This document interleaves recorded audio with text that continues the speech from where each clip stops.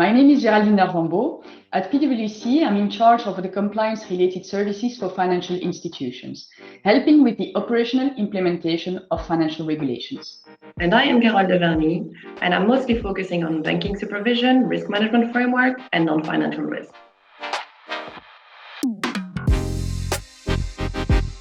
Many governments signed the Paris Agreement and the UN Agenda for 2030 on sustainable growth. We have the roots of the current regulatory framework. It led to the EU developing their own action plans in 2018, focusing on sustainable development and integrating environmental and social considerations into investment decisions. And this is where the core started.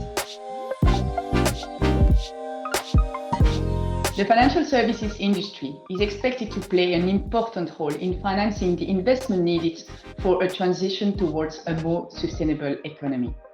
This results in specific regulations to promote sustainable finance, which directly impact the financial institutions.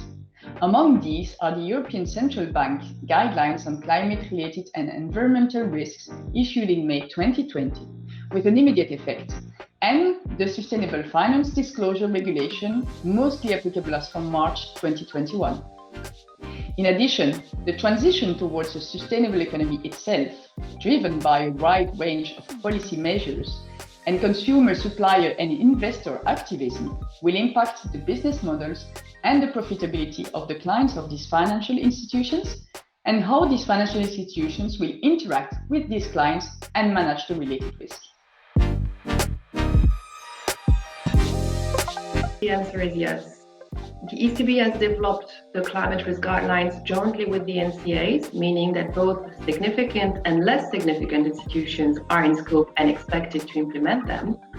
And if the ECB has already announced that they would start questioning the banks as of the end of the year on their implementation status, we can expect the NCAs to follow the same path. On the other hand, regarding the disclosure requirements, we do not look at the size of the institution, but the activities, meaning that any financial institution that provides investment advice or portfolio management services, which is often the case for retail and universal banks, will need to comply.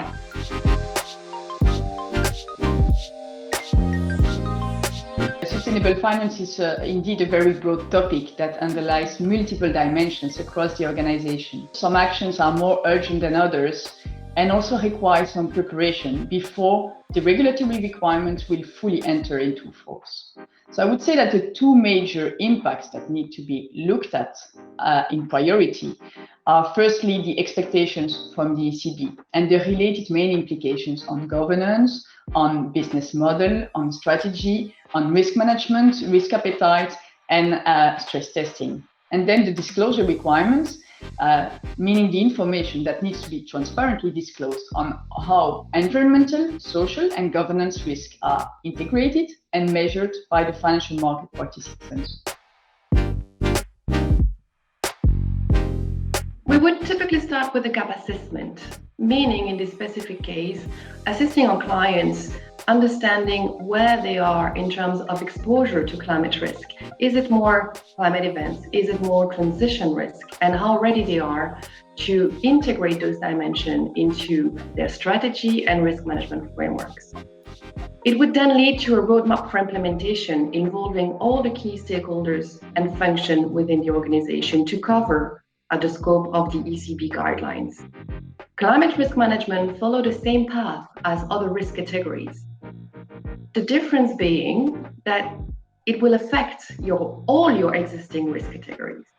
So the key here is really to make sure that all the impacts on the organization are well understood and assessed from the start.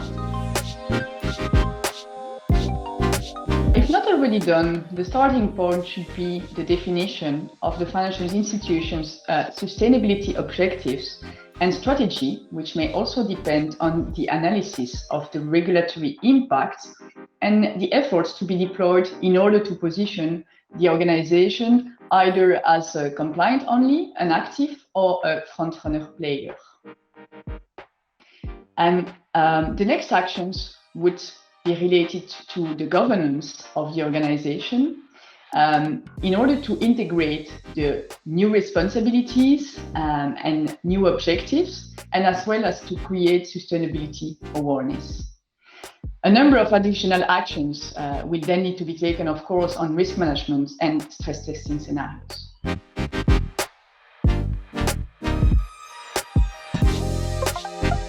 Based on the strategic and governance decisions we've just mentioned, a few actions will indeed need to be taken in order to allow the integration of sustainability risks in policies and pre-contractual disclosures, as well as in the periodic reports relating to financial products, sustainable financial products offered and or advised by the banks. And among these disclosures, we have, for instance, the definition of the ESG data and information for reporting and monitoring purposes, the review of the prospectus and product information, pre-contractual documentation for clients, website content, marketing material in light of the EU taxonomy and the disclosure standards. And this also includes information on how the ESG characteristics are met for the proposed products. The preparation of the non-financial statements is also relevant to mention, with the inclusion of information on environmental, human rights, social and employee-related matters, and the due diligence processes in place. To call us, obviously. But jokes aside, we know that both the ECB guidelines and the disclosure package will have a material impact on organizations. We know, for instance, that supervisors will expect to see at least a roadmap for implementation at the end of the year. But I think it's also a great opportunity for institutions to revise their strategy and business model in a way that encompasses both objectives at the same time. We also know that some of our clients struggle with the quantification aspects of the climate risk management. How do you assess the right data? How do you reconcile the timelines of longer-term events and transition risks with the necessities of a shorter-term horizon for stress testing, for instance? How do you ensure that you have the right quality of data to perform those assessments? And these are also areas in which we can help them. A lot has been said already, but to keep it short, I would like to insist on the fact that despite some regulations, amendments to delegated acts and regulatory technical standards are not ready and issued yet, there is today enough to work and start mobilizing the efforts on already. So now I think it's time for action.